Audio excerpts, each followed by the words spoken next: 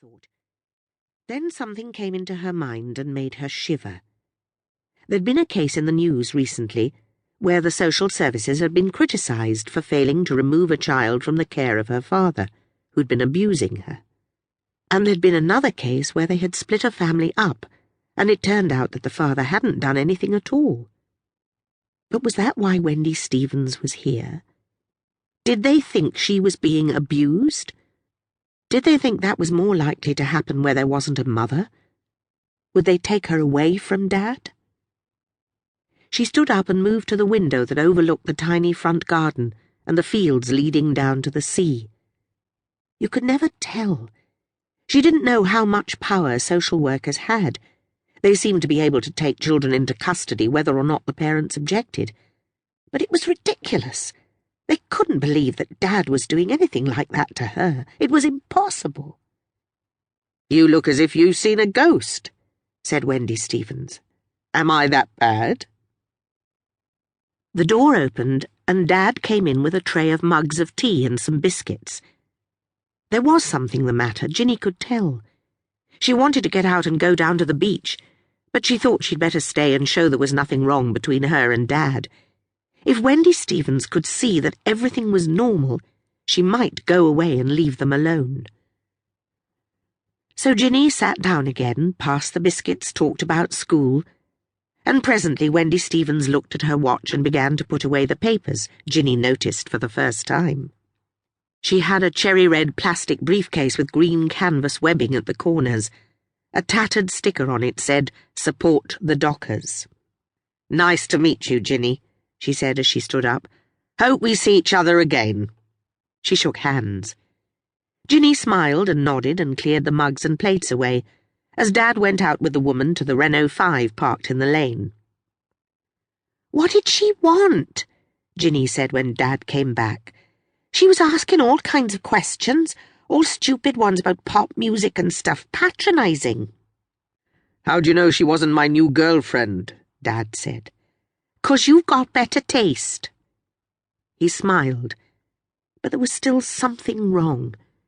He went to the sink and started washing the mugs. "But what was it?" Ginny said again.